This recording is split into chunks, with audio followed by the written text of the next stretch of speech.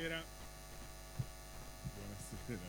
I Parasite, che sono il gruppo di architetti milanesi che ha vinto quest'anno il progetto per YAP, ha inteso non solo popolare lo spazio con delle installazioni a metà tra la scenografia e il gioco, i bambini li adorano, non so, lo spazio dove far interagire digitale. Certo vi siete stati un po' scavalcati a sinistra dai Pokémon questi ultimi giorni, devo dire, però insomma dove far interagire digitale e reale, virtuale e reale eccetera, ma hanno anche voluto trasformare il MAXXI in una scuola temporanea, no? Una temporary school in cui far riflettere una lunga serie di persone invitata in vari momenti a discutere soprattutto in sostanza del nostro tempo, una cosa che loro etichettano dentro questo tema dell'antropocene, cioè di un'epoca in cui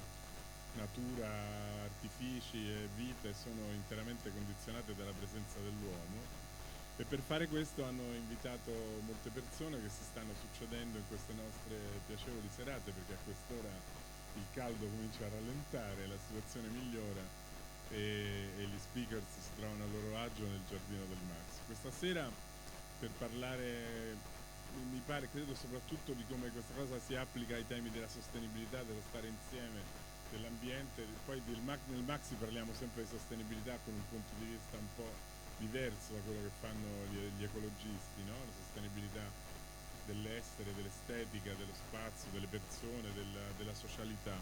E per farlo i ragazzi di Parasite hanno invitato un designer che si chiama Alessandro Bava, che è uno dei tanti giovani italiani che qualche anno fa è andato e ha trovato fortuna a Londra, in un momento ora di ripensamento. E Alessandro mi pare che sia un designer di ultimissima generazione, cioè di persone che vivono e portano il design ai suoi estremi, vicino all'arte, vicino alla creazione, è attivo in molti progetti artistici, ha avuto premi artistici e quindi ci permetterà di ragionare su, appunto, forse di una sostenibilità del design da un punto di vista complesso e interessante. C'è poi il mio amico Pedro Cadagno, che era fino a qualche tempo fa il curatore al MoMA, con cui abbiamo fatto tanti progetti insieme, e Pedro è adesso nella fase evolutiva, direi iniziale, dell'apertura di un nuovo museo dell'architettura, delle arti e della scienza a Lisbona, si chiamerà MAT, e questo museo aprirà nel prossimo autunno, e quindi Pedro ci può raccontare un po' la sua esperienza e un po' anche come le istituzioni culturali si pongono rispetto a questo tema dell'antropocene, o comunque della condizione contemporanea del rapporto tra l'uomo e tra l'uomo e gli altri uomini, e tra l'uomo e quello che ci sta intorno. Liam Young è un architetto di una categoria con cui non siamo abituati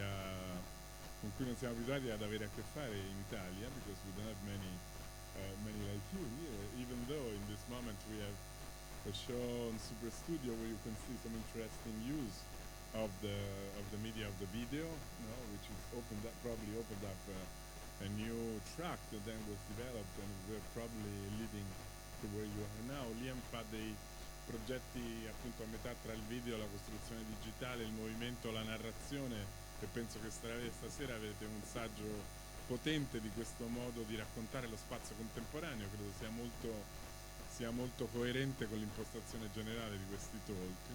E a moderare tutto questo abbiamo chiamato una giovane writer, un giovane critico d'architettura, Tamar Shafrir, un architetto studioso, critico, che ha vissuto in molti posti del mondo, come ci racconta nella sua biografia, ultimamente anche in Italia, a Genova, parla benissimo italiano, quindi non posso dire scemenze. A lei chiederemo di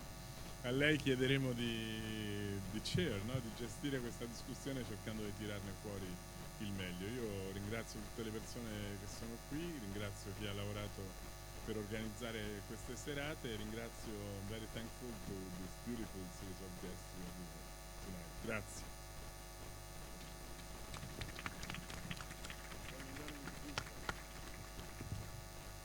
Grazie mille. Thank you very much. Sorry, I will continue in English now. The present talk is actually the third talk in a series which has been hosted by the MAXXI Temporary School, the Design of Paris 2.0. And I think in this project they attempt to reframe the platforms and media through which architects and designers can channel their practice in the current era, and particularly asking questions about where architects and designers need to not only innovate in terms of concept or technique, but even through what the architect or designer is allowed to or expected to do within a kind of social system. The previous two talks were respectively about the dichotomy of deceleration and techno-utopia, and then followed by the disappearing boundary between the natural and the artificial. And the present talk, which is called How to Rethink Anthropization, I think deals with a sort of paradoxical question where we recognize an era called the Anthropocene, in which we say that there's been kind of a fundamental transformation of the world at the hands of humankind's own intervention in both the terrestrial landscape, the sea, and also in outer space. So the question is there the possibility, recognizing sort of a moment of crisis or a moment of potential catastrophic change, is there the potential for human intervention in a positive way? Or, in fact, is the kind of idea of labeling the potential room for human intervention as positive itself kind of fundamentally flawed?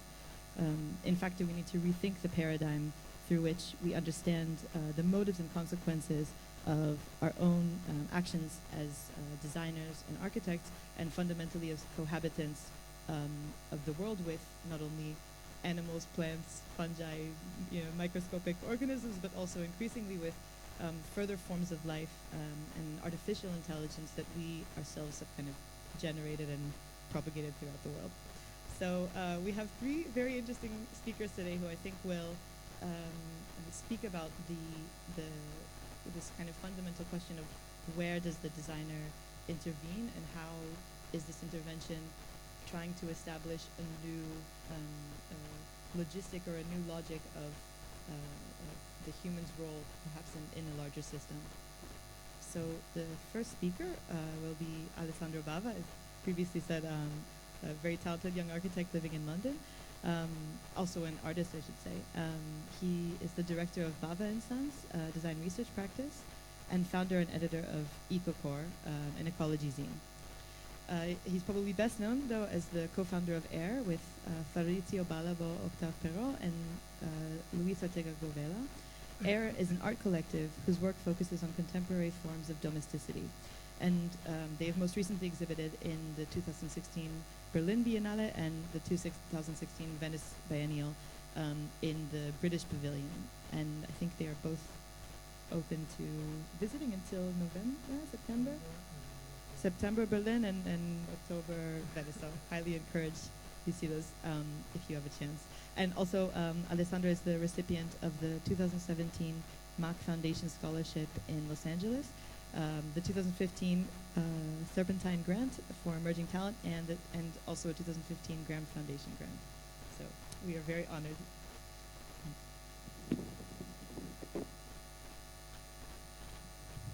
Buonasera, io parlerò in inglese perché per il paradosso dell'emigrato non si parla bene fondamentalmente nessuna lingua, quindi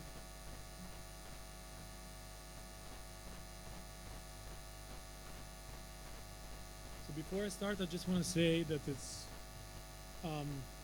amazing to be in the shadow of Zahdid, a great architect, and also a guiding light in the kind of the fight against patriarchy and misogyny in architecture, which is something very contemporary, I would say. So tonight I'm just going to show quickly two recent projects I did with my collective, which I started in 2014, called AIR. So we are actually 4 architects, but we started this art collective with the idea of, let's say, carving for ourselves a space outside of outside of problem solving, which is essential, which is the essence probably of architecture. So we we do mostly installations and art projects. So the first one, and let's say as Tamar said, we try to deal with the evolution, the contemporary evolution of the domestic space, and let's say we understand that in opposition to what has been happening, let's say the antagony between architecture and the digital and the internet, which is something I would say maybe of the 90s, where in a way architecture was seen as antagonistic to the digital, in the sense that architecture is made of matter, is made of it's something physical, whereas the digital was seen as something immaterial. Whereas now we understand that actually the digital has fully colonized, let's say, the physical world, and so we have a completely new understanding of what architecture is. And in this project, which is I don't know if you can actually see the images, not so much. So this was a project that we realized in an art fair in London called Freeze. And in this project, the idea for this project was to deal with the smart home. So the project was essentially trying to display an archaeology of systems of privacy, starting from the enfilade, which is this sequence of rooms that you cannot really see. But the enfilade, let's say, it's almost a Paleolithic private technology of privacy, because it essentially was substituted by the corridor. And so the idea of the enfilade, the sequence of equal rooms, is that the closest to the entrance of a palazzo like Versailles or any other, especially Baroque palazzos, is the most public, and the last one is the most private, which normally is the bedroom. So what we did here was to use the enfilade to, let's say, subvert the enfilade as a technology of privacy, and essentially reconfigure it as a sequence of bedrooms. Now, we know that the bedroom is understood as the most private space in a house. And we were interested into using the bed as this archetypical piece of furniture within a house, which is here displayed as a fully public object. And in fact, these beds are actually charging stations. So I'm going to show you some pictures where you can see that these were used as essentially as the project was called Comfort Zone. So these beds were there to provide a space of comfort within this art fair, and were used to simply to charge. You could charge your phone essentially. So in a way, we wanted to play with the idea of the changing role of the house with something like the smart home, because obviously the smart home introduces the idea of data collection within the home. So if before our data is collected obviously through social media, through our use of our email and so on, but the idea of the smart home is to provide services which optimize our daily life while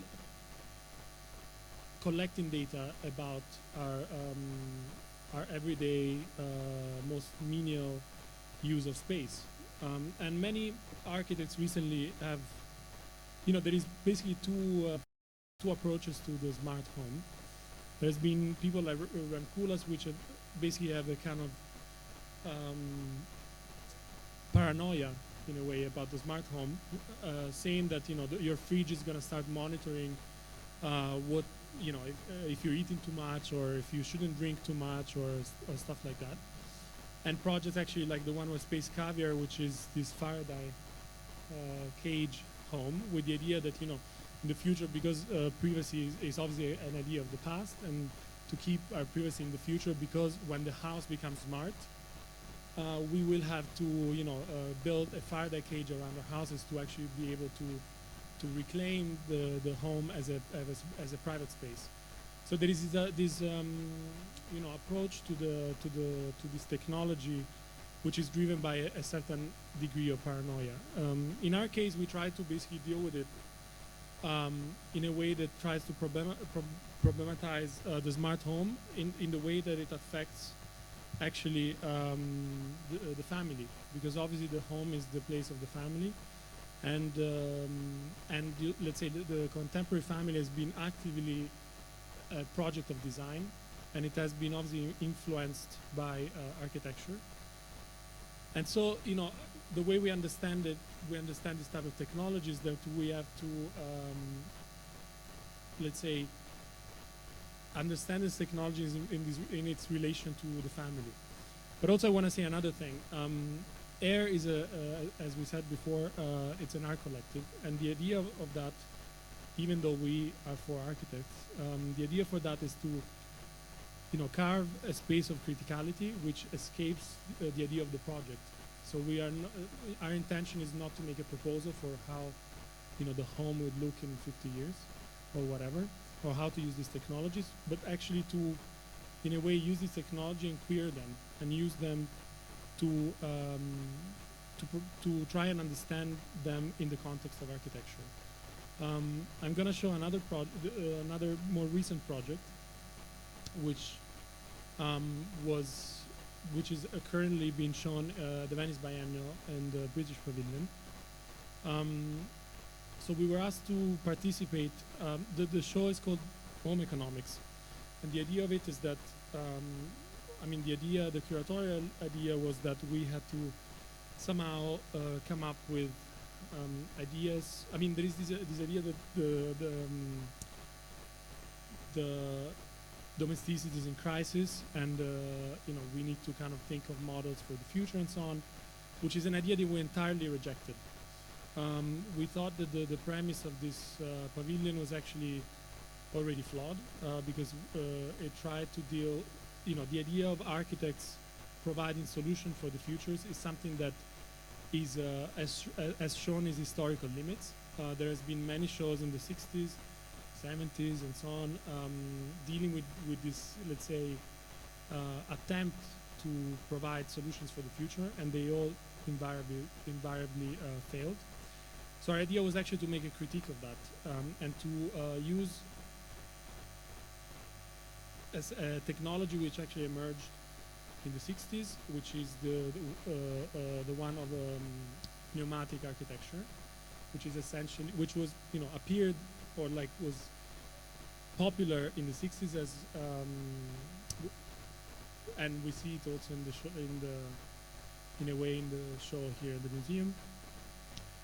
And, you know, the idea for pneumatic architecture was the liberation from the bourgeois home, and the idea of this transportable individual environments. So we wanted to, let's say, and, you know, the evolution of that, the evolution of inflatable architecture, let's say, started with something that was thought of as utopian, as, you know, something that was, in a way, was thought of as, you know, having hope for the future, and, you know, inflatable architecture allowing us to basically exist in every point of the world and be nomadic and, you know, be able to work, which is something that, of course, you know, has been fulfilled by technology, with digital technologies and the internet. So basically this kind of utopia has then become purely, or this kind of technology, the one of the pneumatic architecture, has actually been used only for entertainment. And so we produced these balls in China, in Shenzhen, and so these are actually essentially toys. So that type of technology, which in the 60s was used to represent the future of the home and the future of architecture, is now used purely for entertainment. So in a way, our project within this pavilion was actually a critique of the whole idea of architecture as a discipline which is able to, you know, provide answers for what our space, what our living space will be in the future. And this is something that I'm going to be a bit polemical, and, you know, I wanted to take this occasion because it's been the first occasion since the opening of the Biennale to actually say that our work has been completely misunderstood by the curators, and, you know, we have actually thought of remove this work from this pavilion because it was presented as exactly what it's not, which is a proposal for the future of housing.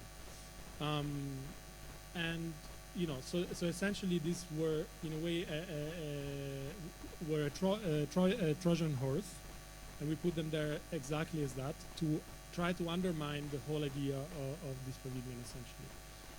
I think I'm going to stop here because I think I've exhausted my time. Thank you.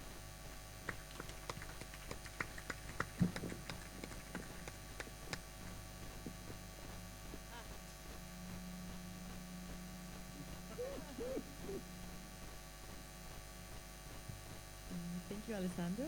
The next speaker will be Pedro Gadano, who is an architect, curator, teacher, and writer based in Lisbon. He's the first director of the MAT, the Museum of Art, Architecture, and Technology, also in Lisbon, Portugal, which is scheduled to open in this year. Super good. So schedule a visit there. Beautiful new building. And previously, he was curator of contemporary architecture at the Museum of Modern Art in New York City.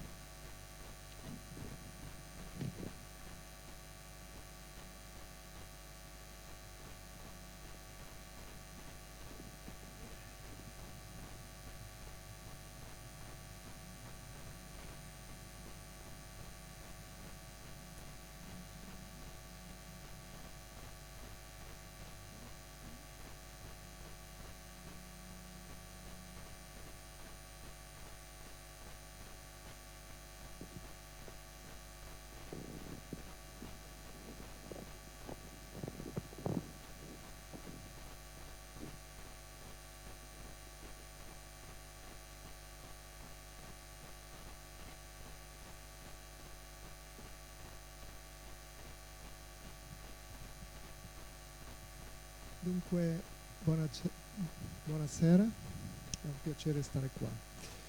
Anche io passo all'inglese, però volevo salutare in italiano. So,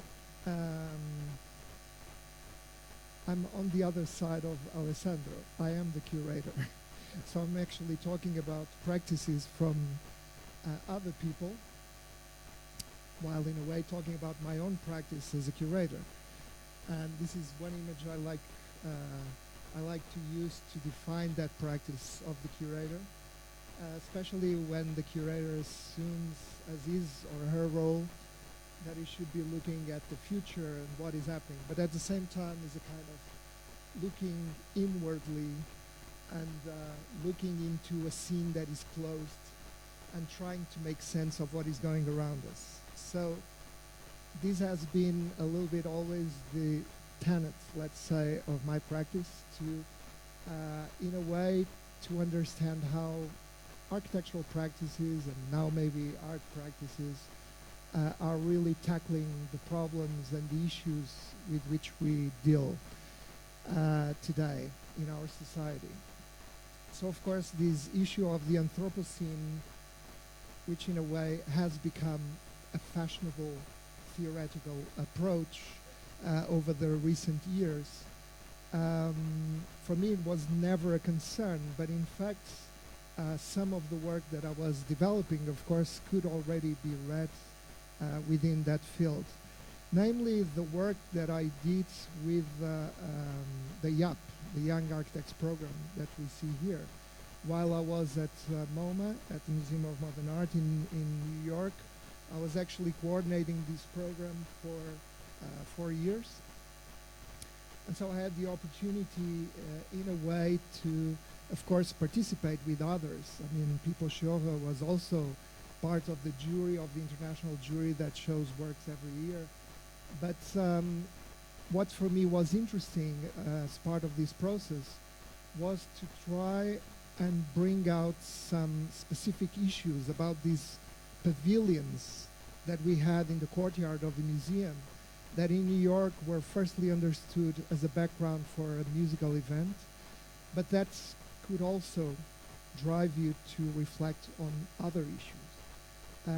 So because there was an ecological aspect in the brief, especially in the New York brief, I thought at the time that maybe this could be the one that motivated some more committed interventions that would go just beyond the spectacle, or even worse, just the background of a musical event that people just used as a sort of fun element that really did not have critical content.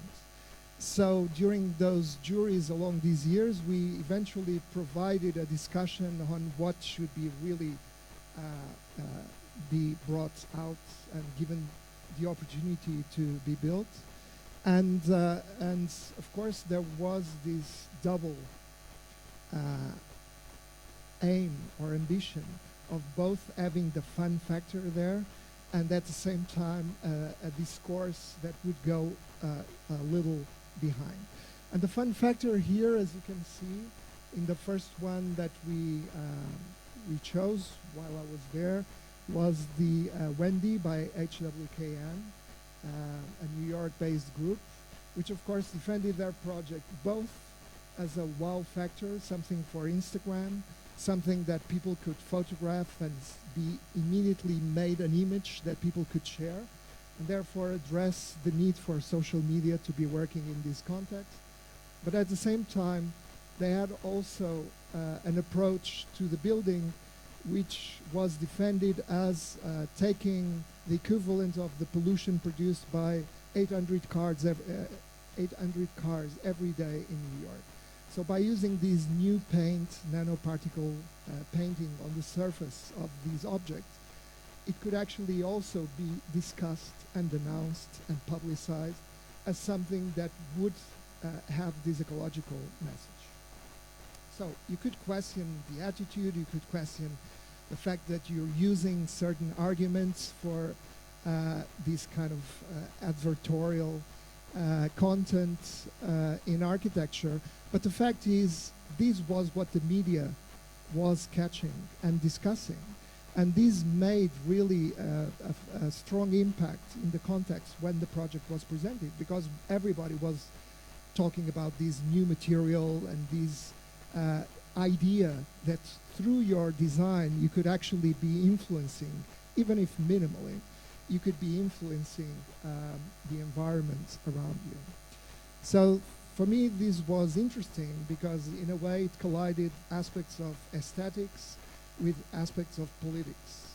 And even if it's even if it's a small project with a small budget, it does have a lot of media projection. And so the kind of message that it throws out into the public may be relevant in at least generating a sort of example that then others follow. And I would say that this kind of project would fall in the category of what I would call out-of-the-box sustainability. So taking into account that sustainability has become this commercial mainstream term that everybody uses as a way of promoting their products and so on, therefore something that has very quickly lost its ability to really move people to think critically about the ecological imbalances around us, to think again, or maybe to rethink within this idea of the Anthropocene, that architects can actually suggest visionary alternative ways of thinking about sustainability was what was, in a way, and is, I think, really interesting. And this will lead us onto a project that we are now discussing for the future already within the program of MAT. But so, just to finish the few examples that I had here from YAP, again, the following year, a very strong monumental forum that occupied the courtyard at MoMA PS1 was essentially characterized by the fact that, maybe influenced by Rural Studio and their very influential work during the 80s and 90s, this CODA group, Caroline O'Donnell, decided to produce a building, a structure that was simultaneously fun. And by fun, I mean the fact that, of course, there were water features as usual. There were these pieces on the lower part of the building that you could take and make benches of and so on. But it was a project that basically lived off the idea that it could recycle the byproducts of industry. So there is an industry producing skateboards that leaves a lot of material unused because it's defective or something. And she went and picked these materials to use it as an architectural material. So basically it was a strategy of recycling using materials that were available within a radius of 50 to 100 kilometers around the space where the project was made. So again, the question of recycling that became a very strong issue was both about using materials that would be discarded anyway, but also about this question of locality, how you use local materials within a certain area rather than importing them, and therefore spend not only money but also pollution in terms of moving materials around the globe to build what we could call nowadays this international modernism that characterizes our city. So in a way, again, it was more a reflection on how to produce architecture from the point of view of recycling and local resources. And then again, last year, Andres Jaque produced a project that was all about pollution, the pollution of water, the fact that water is becoming one of our essential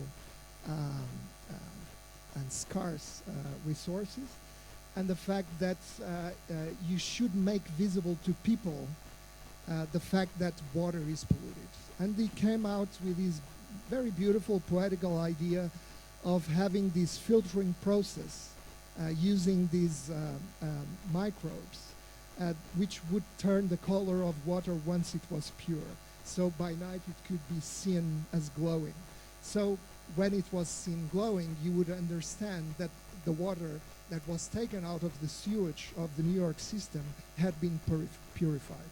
So over a course of 3-4 days, you would see this water entering this process and then glowing pure again, alerting people to the fact that so much of the water is being polluted nowadays.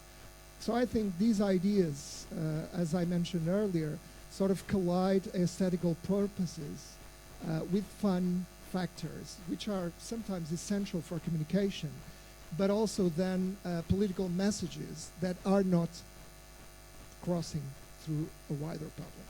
So the public is living sort of oblivious of a number of issues that is happening around us that could drive us to, ecological catastrophe.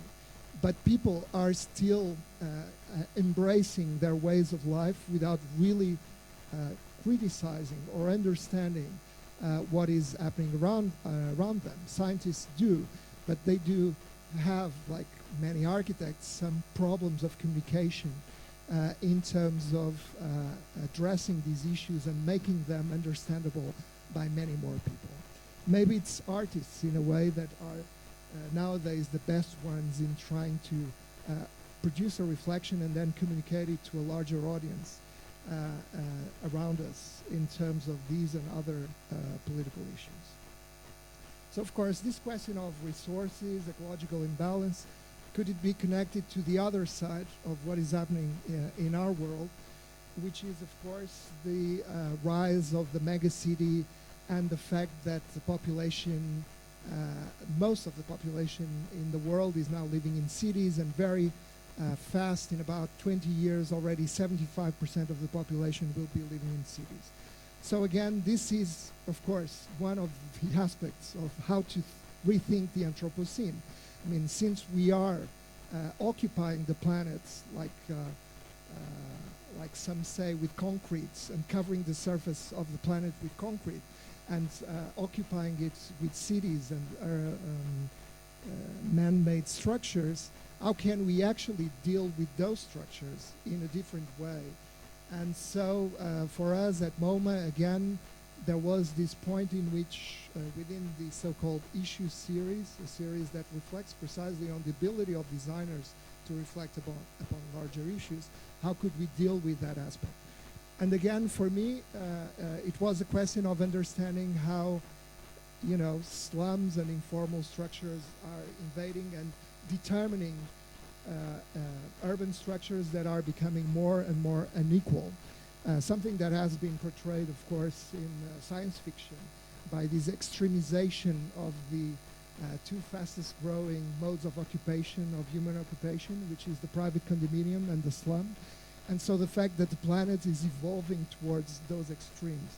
So how could we deal with that? That was the question that we launched through an exhibition and even growth, which of course first provided analysis on 6 megacities around the world, each one representing a different continent, and then provided ideas which were not intended as solutions, for sure, but again, as launching a critical debate on what would be happening over the next 20 to 30 years. I must say that the exhibition was not very well received in the United States, because obviously in the United States people want pragmatic answers for tomorrow, not critical reflection for the next 20 years. So in that sense, of course, people were a little bit wary of the kind of solutions that were presented, like this proposal for Mumbai, that defended that we could just make the slum rise upwards just by offering some sort of Corbusian structures in the air so that people could informally occupy and take over these spaces. And so provide the minimum infrastructure so that then you would have a kind of super studio vision again back to solve the question of the slum. So this was one of my last projects at MoMA, and then I moved on to MAXXI, and as people was saying earlier, indeed in the position of a director now instead of a curator, of course the question arises of what is the responsibility of the institution in relation to these issues and to these questions. And of course for me the idea or the answer comes in the form of taking more responsibility in producing exhibitions and projects that actually address critical issues and address the critical thinking that is happening in the world of art and architecture, which really can engage both the imagination and our concerns with different situations. And in fact, and quite in relation to the theme tonight, one of the first shows we decided to do on the collection that we hold in the EDP Foundation, which is a collection of Portuguese artists after 1968. The first exhibition that came, and it may sound paradoxical for a museum of art, architecture and technology, that the first exhibition is called Second Nature, but it really relates to this concept that first nature is over, so there is no more original romantic nature, and now there is only nature that is actually intervened by man or by humanity, that has been changed, and therefore that is something different and cultural in terms of perspective. This means that we no longer, even if all this economy of experience status that we live on still wants to offer us the last or the ultimate natural experience, we know that is over, and it's all artificial and all remade for a certain spectacle. But artists were maybe the first, as I was saying, to understand that nature was actually already understood through the prism of culture and representation. And it was artists who first started to think about not only the representation of nature, but actually what the relationship between man and nature meant, and how in a way we were appropriating nature, either by colonialists' expropriation of different lands or so on. And the artists have been reflecting upon these issues for a long time. But again, just like I was talking about the problem of communication in architecture, I do think that also in the world of contemporary art, actually there is a lot of lack of communication, at least for a larger audience. I think there is a lot of good communication for a small world that circulates within the museums and the so-called milieu of the contemporary art, but at the same time, much of the rich thinking that artists are producing on some of the most important issues today are not really passing onto larger audiences. So maybe this is a responsibility of the museum in a certain sense, to open up or to break up those barriers and then to create other audiences that will try to engage in reflection together with these artists. This is one of the closing piece of this exhibition, done by a Portuguese video artist already in 2001, that precisely speaks about the fact that it's not only the surface of the planet that we are changing, but it's already outside the surface of the planet that we are starting to leave our garbage and therefore to alter the balances that you see around. Of course, it's a very ironic piece, which also dealt with the start of virtual worlds, of virtual objects, but then really shows you in a poetical manner how we are already going beyond the surface of the planet. And this leads me to a very quick introduction to a project that we work with MAXXI at, which is the Eco-Visionaries project, which is really, again, an exhibition that departs from the idea that ecological thinking actually can trigger and has triggered very important artwork and architecture work. So the idea is that from the 70s onwards, there have been very strong practices in art and architecture that have used the ideas of ecology and the critique of the ecological imbalance to actually produce very interesting work. And the idea is then to make a retrospective of that kind of work, and through the publication mainly to really go in depth into some pearls that have been forgotten for many years, or some very recent contemporary work, like some of the works that you see there, which are part of our first curatorial choices. So from Ant Farm, or from the work of even Super Studio I was seeing here today, and the work of Els Rucker in the 70s, works that were already concerned with issues of pollution and environments that now return in other forms, including very recent works like the work by Alexandra Daisy Ginsberg that, like Tamar was saying before, is already concerned about artificial life forms that will convive in a new type of nature. Thank you.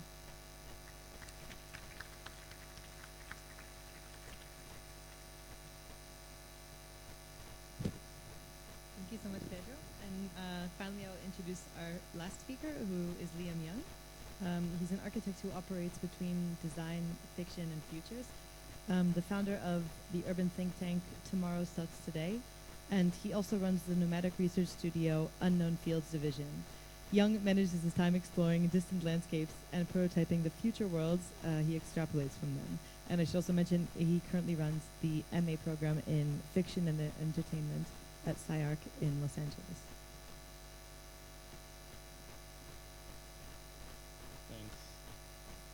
Thanks. Apologies for doing this all in English. I'm probably the only person in this entire area that doesn't speak Italian. I'm originally Australian, which means that I can barely speak English as it is, never mind another language, so please bear with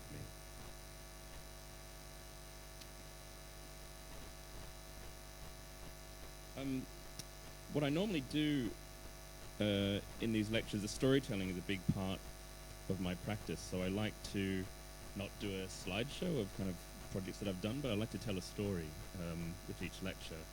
And tonight I want to take us on a trip through an imaginary city, but to do so I want to try and get across this idea that the Anthropocene, as we talk about it, even the word anthro, that as its core suggests that humans are somehow at the center of things.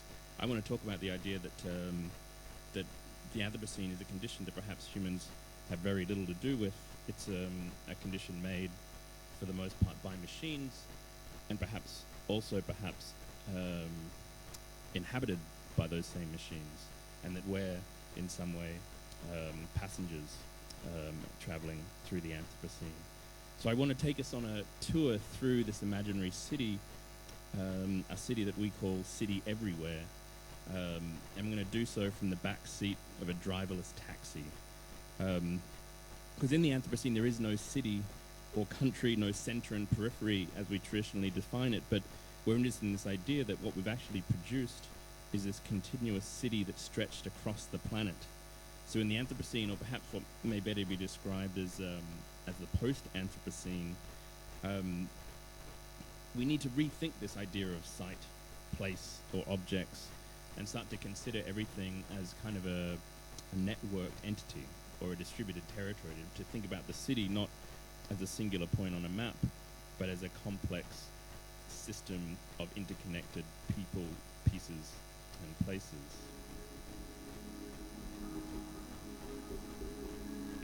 So I want to narrate for you a series of stories from a portrait of this imaginary city, a city that's stitched together from real sites we've visited with the Nomadics Research Studio Unknown Fields that I run from London with another architect called Kate Davies.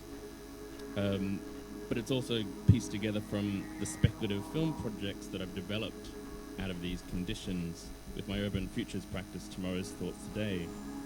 So with Unknown Fields, we travel behind the scenes of this contemporary city, traversing global supply chains, exploring remote and extreme landscapes that our contemporary cities set in motion.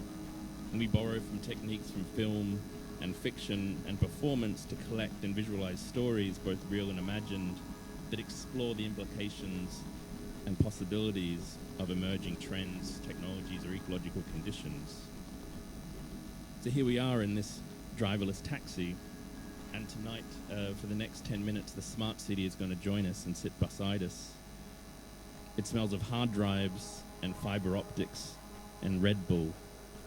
And the electric motor hums as we rumble on quietly through the city. And the city has invited us on this road trip across its technological skin.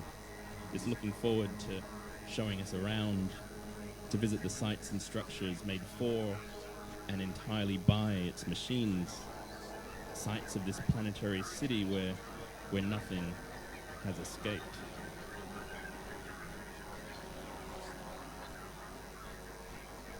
Because this is the new city. So the Anthropocenic operates on this strange Borgesian one-to-one digital map of the world, where the pixel is the territory and the driverless car is our vessel. And the smart city of the Anthropocene turns to us and smiles with a grin of server racks and silica. And our cars are scanning the landscape, shooting out a laser at 1 million times a second, reflecting off the world and rendering it as these kind of point clouds that we see on the screen. So the Anthropocene is made from this way of seeing. So this is the new nature, or the second nature, that we are now designing for.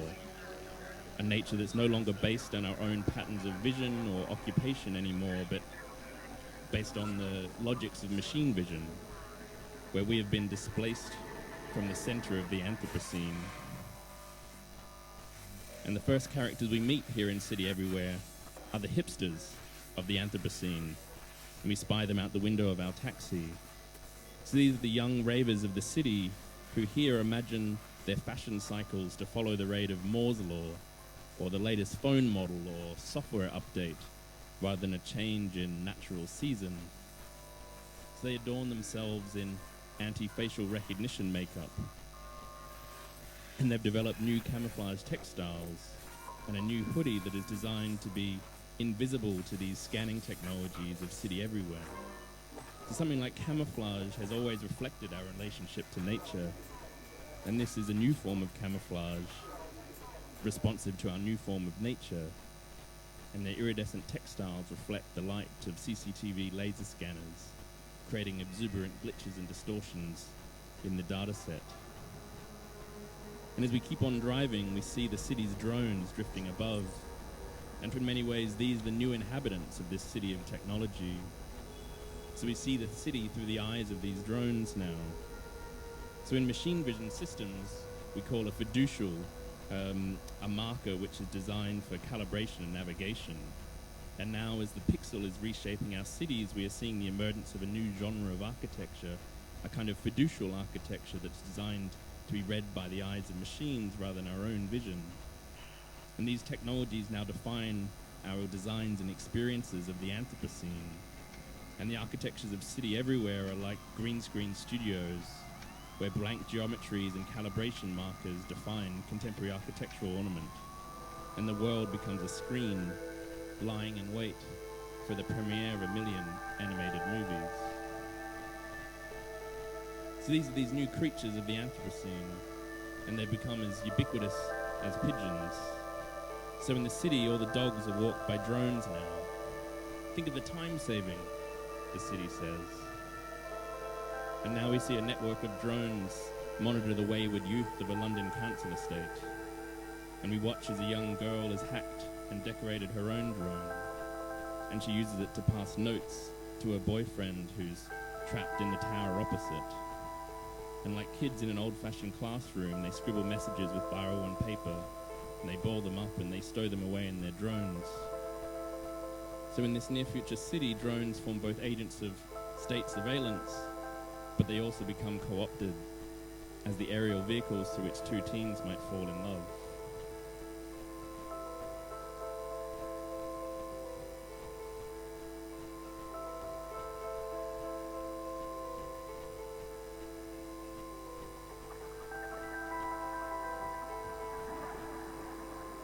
And another drone, armed with a dildo, disrupts the Russian parliamentary session.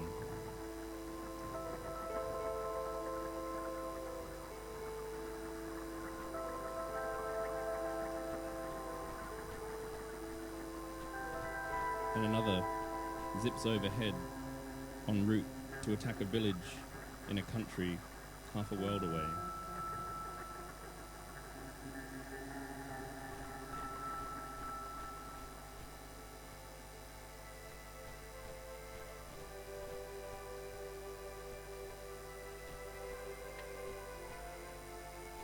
So the city says we should follow the Amazon Prime drone that is now zipping about above us. And we follow it back to the Amazon warehouse. That's where we keep, well, everything, says the city. And stretching out before us in the Amazon warehouse is the endless shelves and storage bins of the fulfillment center. So the Amazon bookshelves are stacked based on a complex sorting algorithm which is engineered around sales frequencies and buying patterns. And we watch as Amazon robots rush through the stacks, navigating from book to book, filling orders by following the most efficient route generated for them by their navigational programming. So this is the library of City Everywhere. It's not organized around the Dewey Decimal System, but by buying habits and aggregated data sets. So this is a library that isn't organized for us. It's organized by the digital logistics and inhabited by bodies repurposed as machines. And as we drive deeper into the city through our driverless taxi, we see that these are the human machines of the Anthropocene, the machines of the production line. And in many ways, this is who we have become in this strange new world, passengers in a planetary scaled robot. So we, in many ways, are the real robots of our new cities of technology, where parts per minute, defects identified, and the body is matched in speed to the conveyor belt that turns in front of it. So this is us in City Everywhere, where every meaningful moment can somehow be counted and measured. And technology, something we think of as being produced by high-end tech, is actually handcrafted by a million fingers around the globe. And on the conveyor belt, we are also doing to biology and to nature what we did to the production of technology. So in City Everywhere, we make all our own fish that are matched to the color of our eyes or to the color of our shoes.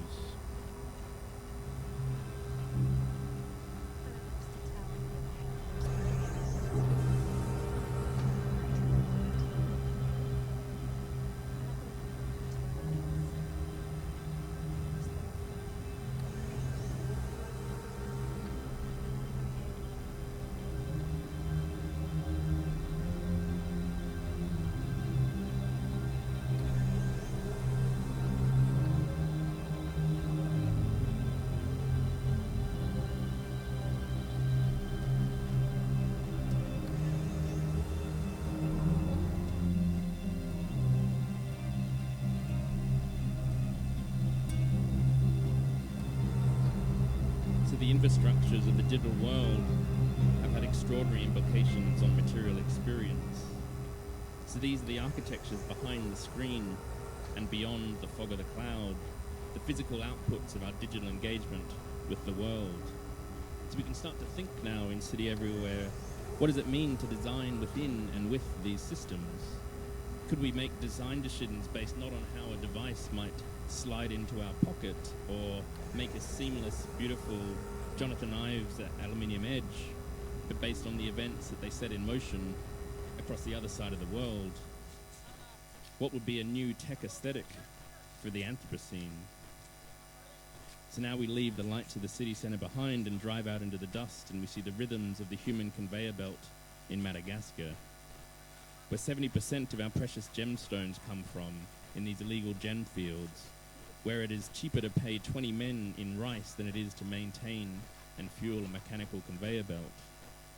A hidden black market supply chain connects two choreographies, from the lawless mine sites here in Madagascar to the jewelry stores, hip-hop music videos and celebrity red carpets across the ocean. For the jewelry of City Everywhere, we have used the amount of rice the human conveyor belt consumes in one day to manufacture a single synthetic gemstone. So the rice is subjected in the laboratory to intense heat and pressure to produce a diamond for a gold hip-hop tooth that embodies the systems through which these worlds are intimately connected. And now we drive through the energy pools. These things are only revealed when we put our drone up in the air to look down at them. Through Chile and Bolivia, we drift past the evaporation ponds of the world's largest lithium mine. So this is the landscape behind the scenes of the batteries that power our cities. So 70% of the world's lithium is here. And if the future is electric, if the future is kind of Elon Musk and his Tesla fueled dreams, then the future is buried here beneath the salt flats of Bolivia. And finally, the city brings us to the shores of its radioactive lake. So this is some of the world's first footage of the toxic waste that sits beside the world's largest rare earth mineral refinery.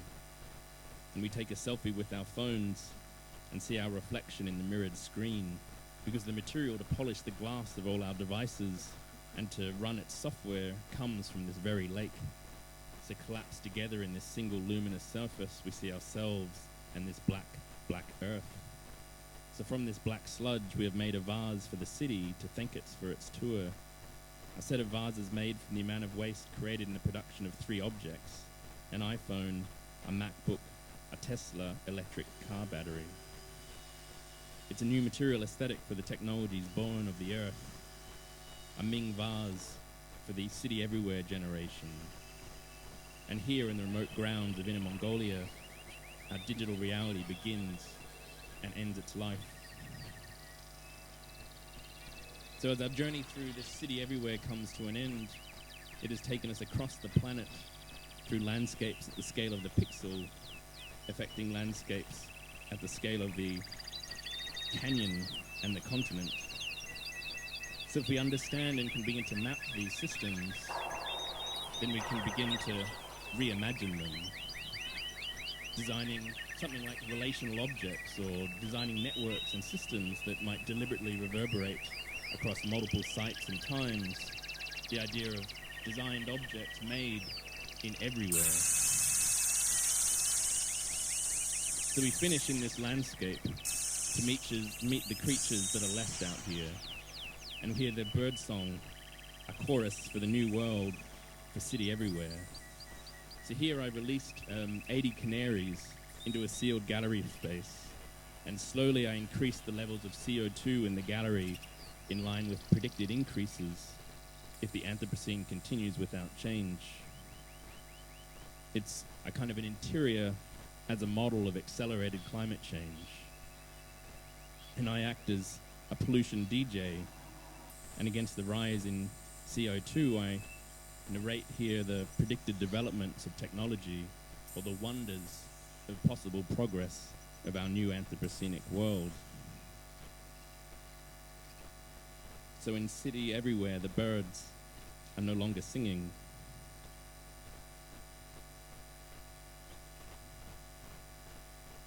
if we listen, we are strolling towards a silent spring.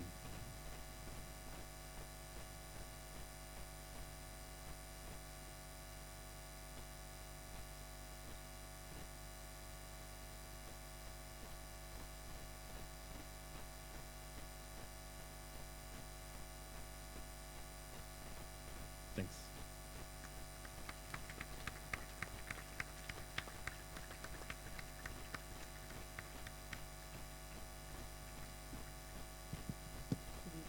Do you guys have a microphone this side?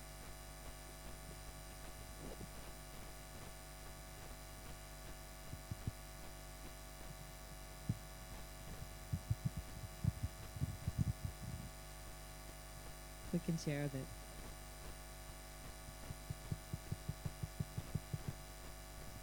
Yeah, to see the images better.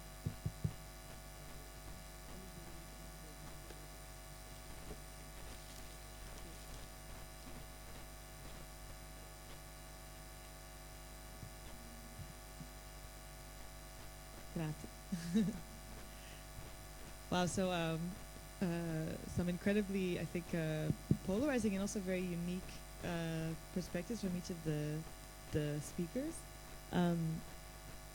Well, I have kind of a big patchwork of questions and things I observed from all of the different presentations. So I tried to organize a few questions that I think try to be relevant for all. But of course, if anybody has any questions, definitely feel free to volunteer.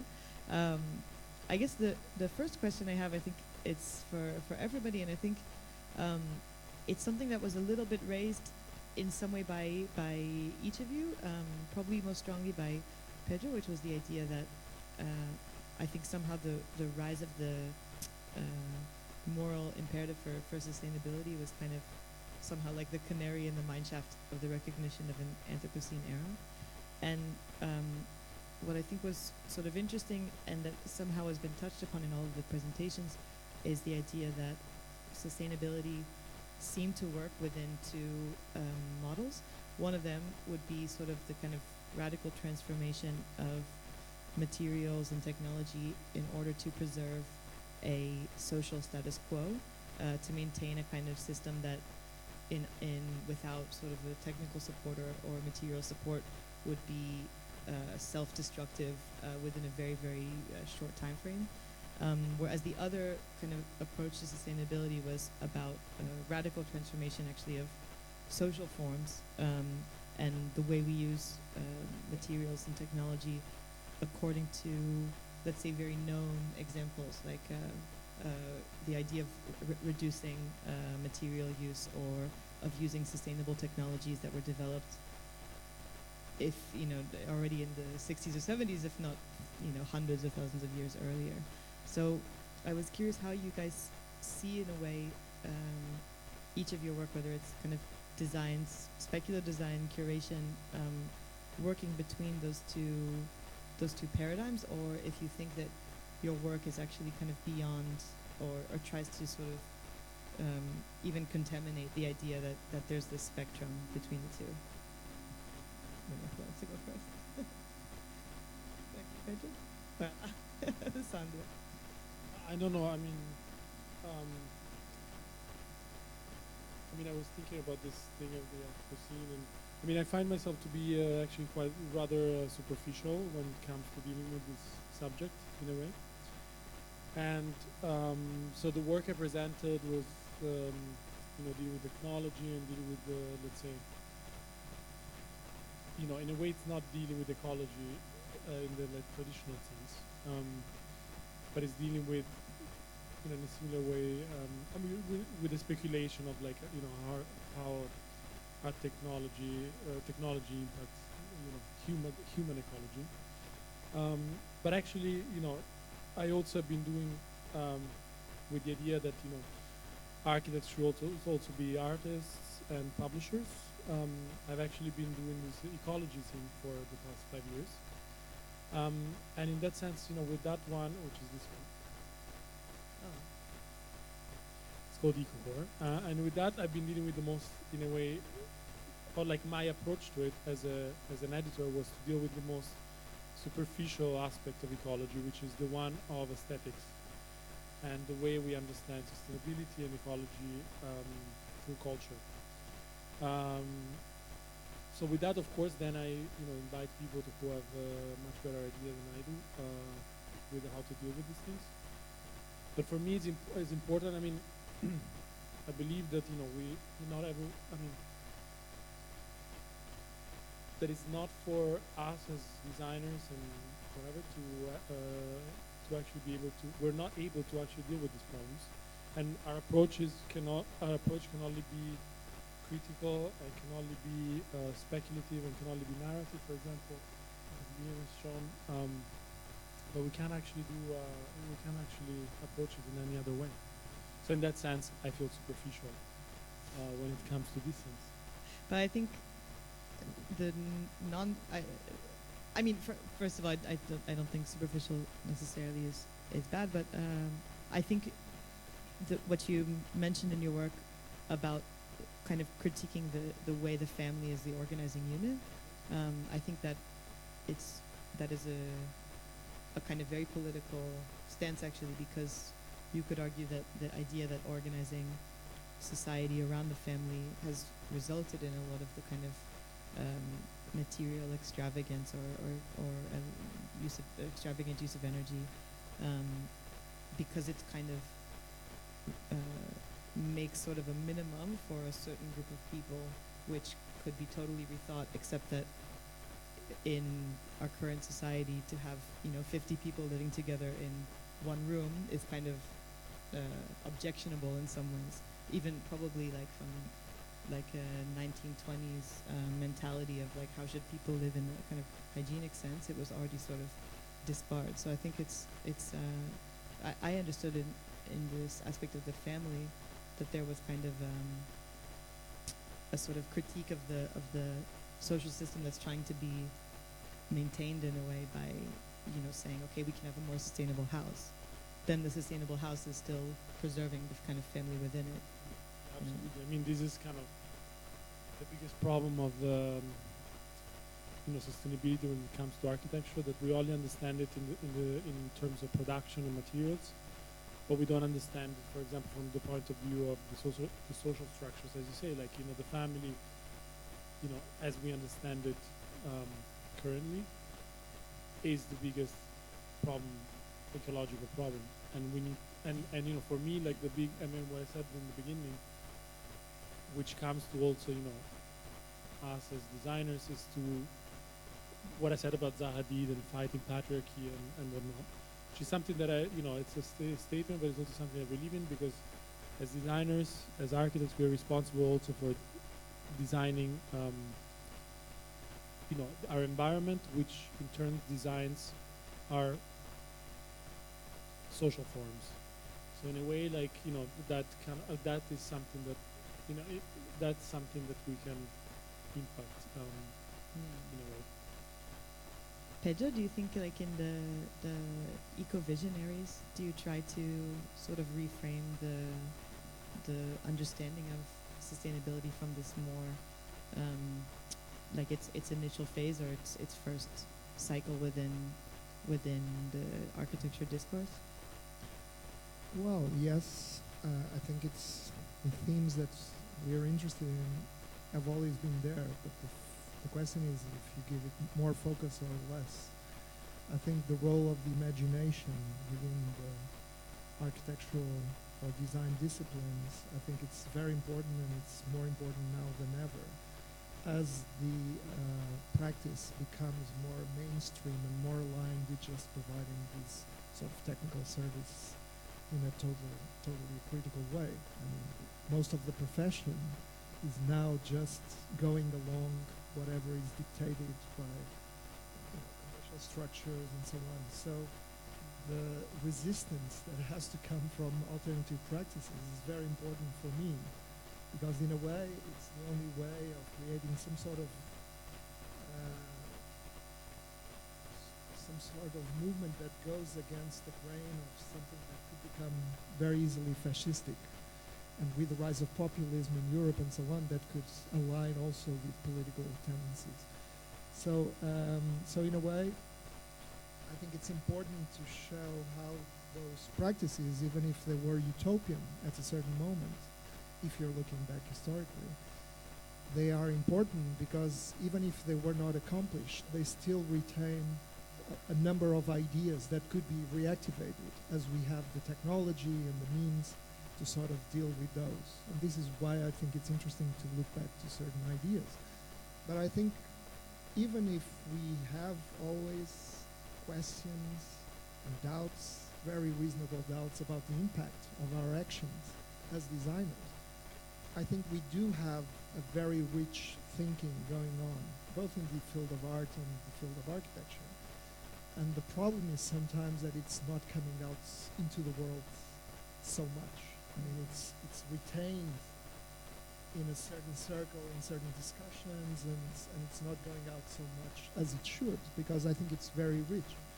And I think that, I mean, not the kind of impact that you would expect immediately, but, you know, things start with a small thing that gets reproduced, so it's the question of scalability and the question of reproducibility. The fact that some sort of modest action can be reproduced in other contexts by other people, that will probably make it able to produce some sort of change. And this is what you've been seeing with tactical urbanisms at another level and so on. But basically, when it comes to ecological issues, I think, I mean, we're all very worried with climate change, but the most radical positions I've heard about these are the ones that say, like the last slide that I was showing, that we're just moving towards the sixth extinction, and therefore we cannot do anything about it, and the planet will go on living its mineral life, its animal life in other forms, and we're just an episode. So in those terms, you could be fatalistic and just let it go. Yeah. But at the same time, of course, you try to, you know, delay it as much as possible. If you can politically do it, and this is one of the themes for me in the eco-visionaries when you come to the contemporary times and what is happening now, it's that in fact it's not only a question of imagination, it's also a question of politics, because the politics have to follow so as to transform. So when we talk about culture and media and so on, maybe through there, even using fashion, like Liam was mentioning, as a technique, you know, the fashionable, the attractive, even in that way you can lead then politicians and other actors to go in certain ways. I mean, the fact that more and more cities are now going with bicycles and bicycle lanes and transforming to use the bikes, it means that politicians at a certain point listened to some arguments and understood that they made sense. And so I think it's part of our responsibility, even if we don't believe in a direct impact, to continue to instigate ideas that could lead to some change. And Liam, actually, considering in your talk, not only in your talk, and I would say probably increasingly in real life, especially in London and UK politics, this kind of idea of the provocation of the idea actually becoming somehow a reality. I think it was very revealing in some way that some social forms were incredibly durable in your vision of the eternal city, for example, like the Russian parliament, in a way the kind of idea that this seriousness and staging of a certain political form makes it almost more easy to hack or to kind of instigate an action there. I was curious how you kind of see this sort of theatrical mode almost as another form of intervention within this paradigm of the Anthropocene, or the idea of sustainability in some broader sense. Yeah, I mean, I think the real issue, and Pedro was touching upon it, is just a question of of echo chambers, or in contemporary parlance is like the internet bubbles, social media bubbles that we all exist in, where everyone on my social media feed thinks climate change is real and it's a disaster, but you just got to slightly shift your focus and you realize that the rest of the world isn't quite as on board as what all your buddies are, right? So the reason I kind of do these storytelling performances, the reason I do these projects based around fiction and narrative is because it hopefully tries to connect to audiences that aren't normally here on a Wednesday night outside of MAXXI, right? Like fiction is this incredibly powerful shared medium, and we all kind of grow up as early as we can remember being sit in front of the TV watching stories unfold, right? It's how our culture shares and disseminates ideas. And I guess the work that we're interested in doing is trying to, like a Trojan horse, insert within those popular mediums critical ideas about the Anthropocene or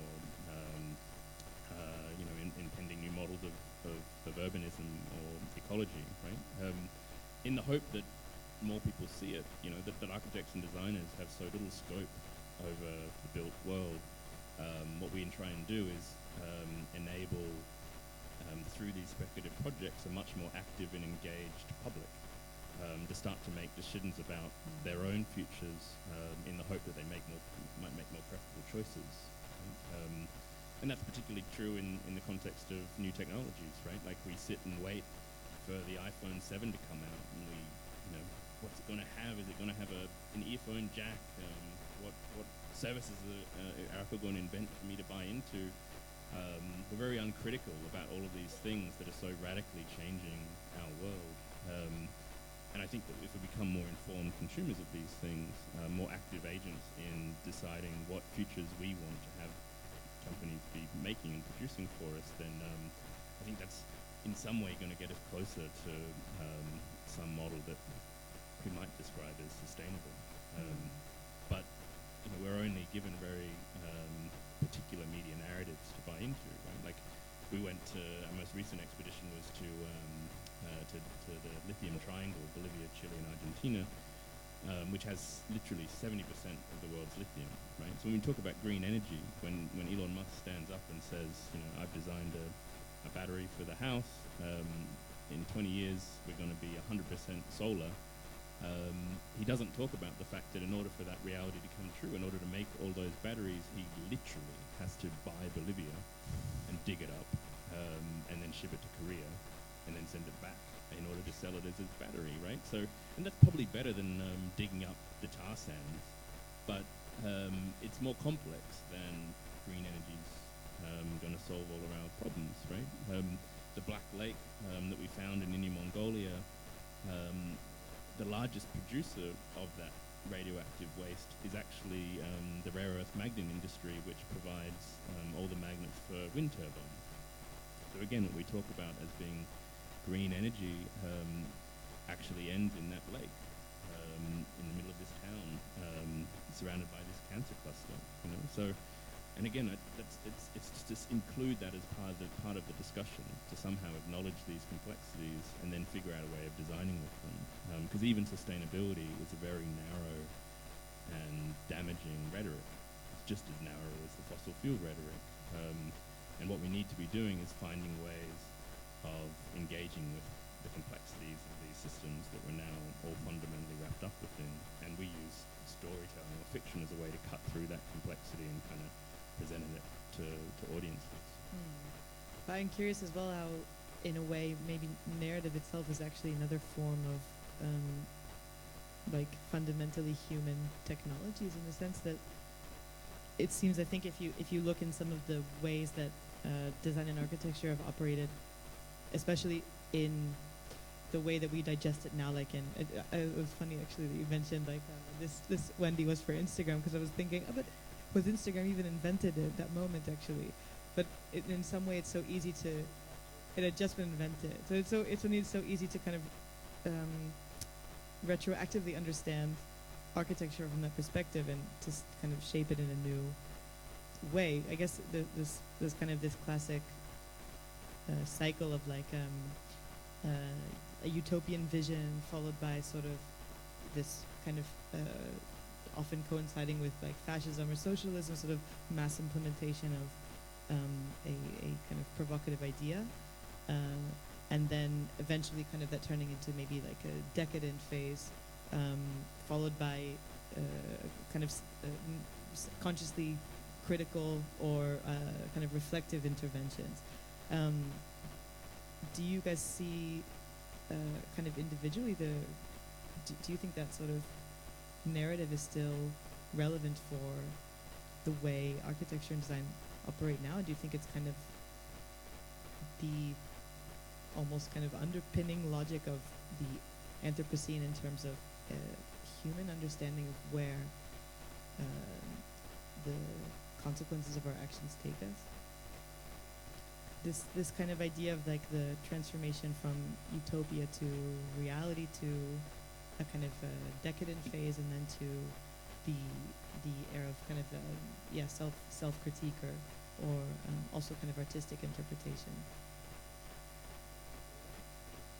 That leads me or reminds me of a very strange fact, which is while we in Western countries are trying to impose or trying to induce the idea that we should use green energy, electrical power driven by electrical vehicles and so on.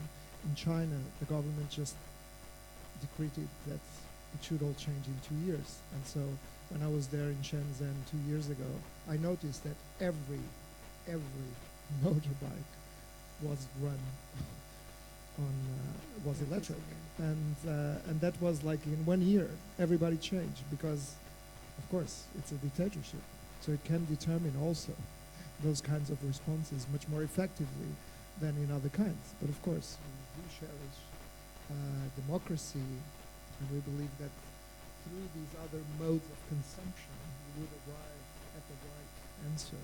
And I think in certain ways we're getting there, but it's really a decisive moment in that respect. It's very interesting because I just saw in the LA Times there were two writers writing the utopian LA and the dystopian LA in 2050, and both were very plausible.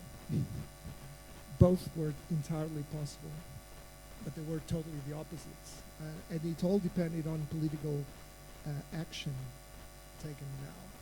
If you really wanted to have a city that was, driven by electrical power and public transport and so on, which is now slightly changing in LA, or if you wanted to have the worst as possible of what was happening already now. So I think that's a very interesting moment. And in fact, in that respect, I wanted to ask Liam, since he's now in Hollywood, how does that actually respond to this condition? Because celebrity will possibly be the best way to transmit certain ideas.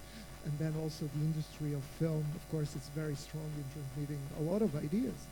I mean, let's face it, one of the strongest films about garbage and the production of garbage and the exhaustion of the resources in the planet is a film for children that everybody saw, like, cautionary tale, very enchanting and so on, which was Wall-E.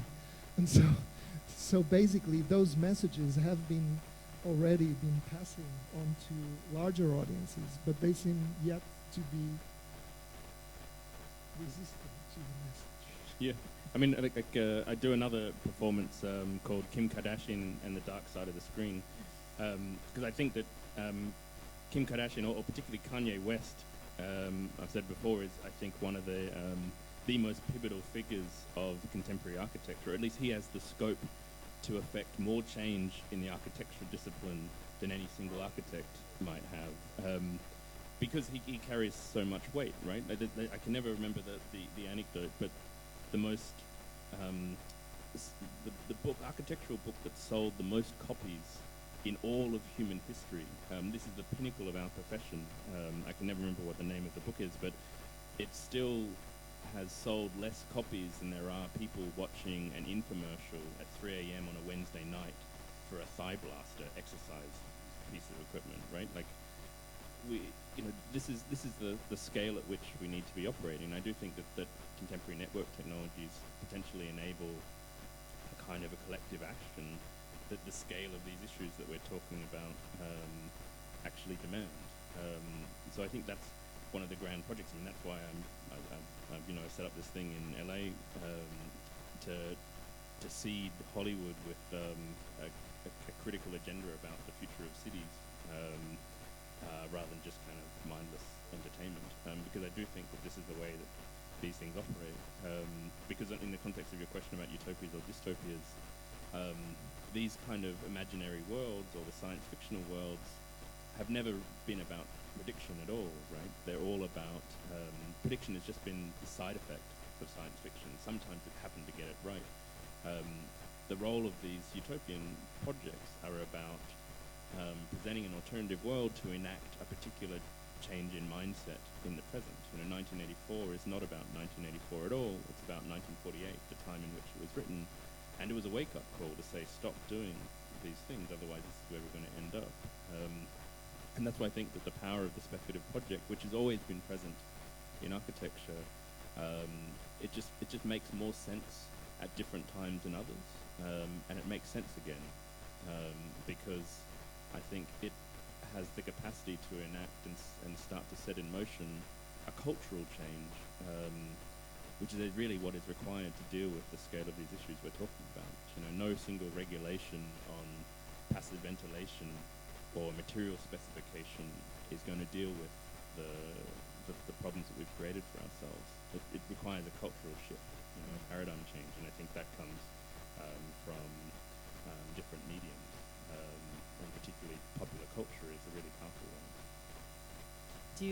Pedro, do you think that is kind of the distinction then between the question of in your new remit as a director, there's art, architecture, and technology. Do you think that technology then deals with the idea of propagation or kind of carrying out of kind of radical proposal? Or do you think that it has its own operating rules that are kind of equally potential? Well, they have equal potential to generate their own solutions from within the technological field. Well, it's ambiguous like many things, but in fact, what we are more interested at the museum is actually not to focus on technology by itself, not to show off technology, but to rather focus on the work of people that have reflected upon that technology. And I think it's one of the interesting things in the contemporary art scene now is that many artists are dealing with technology. See the Berlin Biennale. It's all about the impact of technology, be it social media, be it digital, on everyday lives. So I think that's something that is obviously concerning artists. So it's more that focus, again, with these critical insights, which I'm interested in, and also from the point of view of architecture. And even architecture, there for me it's more the question of urban culture, and again how urban culture is impacting our everyday lives. So I think in a sense I wouldn't see technology by itself, but always as something that is filtering to other levels of society. And this is where it becomes interesting. And of course, yes, we are in this moment in which the techno-utopia is very strong, because the fact, this is a quote that we've been using precisely to launch Data Visionary, the fact that there is this idea that we just have to wait for the right technology to solve all the problems, that is actually what is preventing the political action. Because people are waiting for the technology and they say, no, it will come, and we'll have totally efficient solar power in 10 years, so why worry about this now, right? And then you can have these outrageous, fantastic statements of like Donald Trump saying that, if it's too hot, I just turn on the air conditioner. Yeah. And so it's very difficult. I just want to say something, because I feel like all these discussions always end up being about agency rather than actually content. It's something that I think we're all concerned with, but to an extent, I also find that a little bit a little bit frustrating, because I also feel that you know, the agency that we have, it's pretty clear, and it's also and our scope is also very limited. So yeah, I think, yeah, I don't know. I just want to express this frustration. No, but it makes me Excuse think. me, I have to say something. I wonder if that wasn't what younger people in Britain were thinking when they decided not to go and vote, and then now they have to lead you know, It's apparently deal not. with- It's apparently not a correct statistic that they didn't vote, or that they voted so low. well, It was based on wrong input data actually. okay, I don't know. We have to Well, double that- check afterwards. and it was not enough. No, but I was going to say, and I think we unfortunately have to wrap up soon. But I think it's an interesting comment because I think, well, you made an installation in Rotterdam where it was very clear how people who wanted to explore an alternative mode of life, they actually only needed one kind of technology, which was communication. I mean, all they had to do was find, in a way, I guess it's between the bubble and the something that gives agency. All they had to kind of do was find a sort of community that would allow them to create this quite alternative lifestyle as a reality. So I think it's a good point that somehow the focus on what power does those tools generate, or what power does the kind of discipline or the roles generate, is somehow much less significant than actually what is your imagination, what do you want to do with the even just the potential to find other people and behave in a certain way. I mean, that is maybe kind of the basic aspect of architecture in the future, and doesn't even need to have a physical format. No, I just wanted to say that, like, basically, like, I think for thousands of years, architecture has just dealt with one simple problem, which is how to deal with nature, and that is more interesting for me than the agency we have to make the world more sustainable, like our way of existing in this world more sustainable.